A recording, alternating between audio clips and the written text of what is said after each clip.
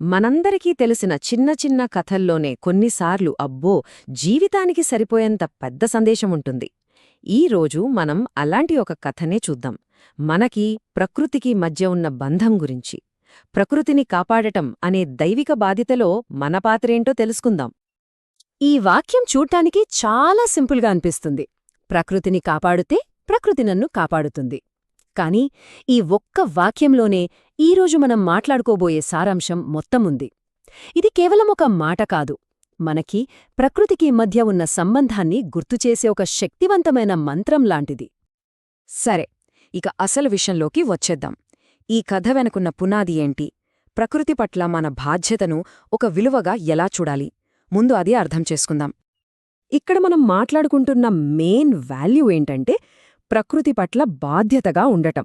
అంటే ప్రకృతిని మన అవసరాలు తీర్చే ఒక వస్తువుగా కాకుండా దానిక్కూడా మనలాగే ప్రాణముందని గుర్తించడం. అలా చూసినప్పుడు దాన్ని కాపాడటమనేది ఒక పనిలా అనిపించదు, అది మన డ్యూటీ, మన కర్తవ్యం అనిపిస్తుంది. ఈ ఆలోచనేదో కొత్తది కాదండోయ్, మన ప్రాచీన గ్రంథాల్లో ఎప్పట్నుంచో ఉంది. ఫర్ ఎగ్జాంపుల్, భగవద్గీతలో ఒక శ్లోకముంది. అన్ని జీవుల పట్ల ద్వేషం లేకుండా ఫ్రెండ్లీగా కరుణతో ఉండమంటుంది. మరి ఆ అన్ని జీవులలో ప్రకృతి కూడా భాగమే కదా, చెట్లు, నదులు, పక్షులు అన్నీ. ఇప్పుడు ఇంత పెద్ద సూత్రం ఒక చిన్న పాప కథలో ఎంత సింపుల్గా, ఎంత అందంగా మారిపోయిందో చూద్దాం. కథ పేరు ఋషికా కథ. ఒక చిన్న మార్పు. కథ చాలా సింపుల్గా స్టార్ట్ అవుతుంది. మన లైఫ్లో జరిగే ఒక నార్మల్ డే లాగా అన్నమాట. ఒక ఆదివారం ఋషిక అనే పాప వాళ్ళ అమ్మతో పార్కుకి వెళ్తోంది. అక్కడ మిగతా పిల్లలతో ఆడుకుంటూ ఉంటుంది. అంత హ్యాపీగా, పీస్ఫుల్గా ఉంది. కానీ అక్కడే అస్సలు కథ మొదలవుతుంది. ఆ పార్క్లో కొంతమంది ఏమాత్రం పట్టించుకోకుండా చెత్తను ఎక్కడ పడితే అక్కడ పడేస్తున్నారు. ఇది ఋషిక చూస్తుంది.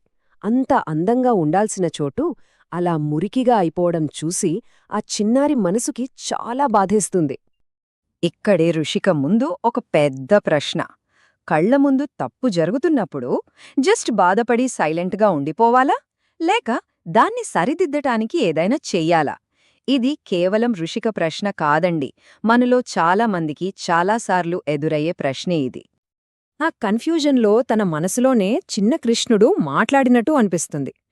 నిజమైన కరుణ అంటే చూసి బాధపడటం మాత్రమే కాదు, ఒక మార్పును మొదలుపెట్టడం. అబ్బా, ఎంత మంచి మాట! మన ఫీలింగ్స్కి యాక్షన్ని జతచెయ్యమని చెప్పే ఒక పవర్ఫుల్ మెసేజ్ ఇది. ఇక ఇక్కడి నుంచి కథ టర్న్ తీసుకుంటుంది.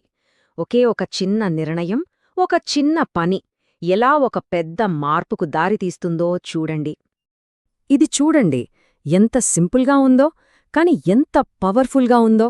ఋషిక ఎవ్వర్తోనూ చెప్పలేదు, ఎవ్వర్నీ అడగలేదు.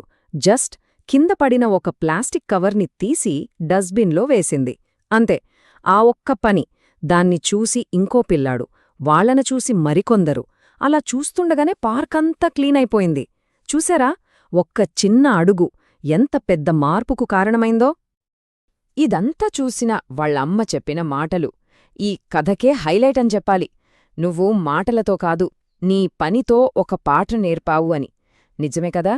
మనం 100 మాటలు చెప్పడం కన్నా ఒక్క పని చేసి చూపించడం చాలా ఎఫెక్టివ్.